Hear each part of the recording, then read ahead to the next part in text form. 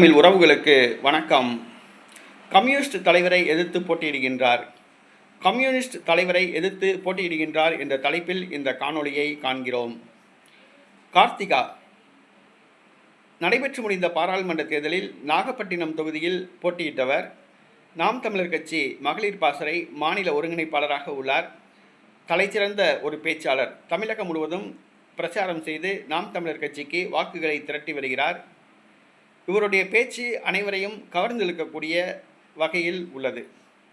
காளியம்மாளுக்கு மாற்றாக உள்ளது என்றுதான் சொல்ல வேண்டும். தற்பொழுது கார்த்திகா தமிழக மக்கள் மத்தியில் கவனிக்கப்படுகிறார்.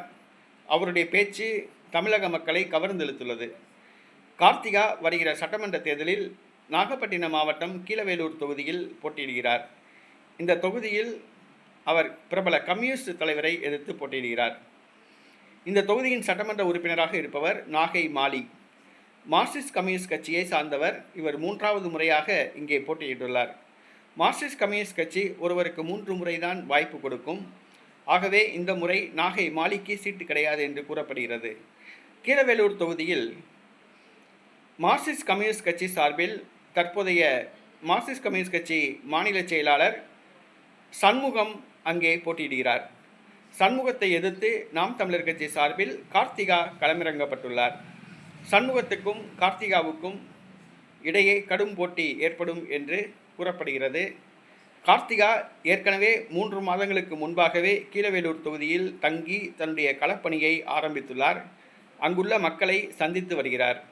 ஆனால் சண்முகம் மார்க்சிஸ்ட் கம்யூனிஸ்ட் கட்சிய மாநில பொதுச் செயலாளர் சென்னையில் உள்ளார். திமுகவுடன் பேச்சுவார்த்தை நடத்தி வருகிறார். சமீப காலமாக நாகப்பட்டினம் மாவட்டத்தில் கம்யூனிஸ்ட் கட்சி தேய்ந்து வருகிறது என்பது குறிப்பிடத்தக்கது. இதற்கு காரணம் பொது உடைமை கட்சி என்ற பெயர் மாறிவிட்டது. முன்பு உண்டியல் குலுக்கும் கட்சி என்று பெயர் இருந்தது. தற்பொழுது பெட்டி வாங்கும் கட்சி என்று பெயர் மாறிவிட்டது. திமுகவிடம் சீட்டுக்கும் நோட்டுக்குமாக அறிவாலயத்தில் மார்க்சிஸ்ட் கம்யூனிஸ்ட் கட்சி காத்து கிடக்கிறது. தற்பொழுது அதன் பொதுச் செயலாளர் சண்முகத்தை எதிர்த்து கீழவேலூர் தொகுதியில் கார்த்திகா போட்டியிடுகிறார்.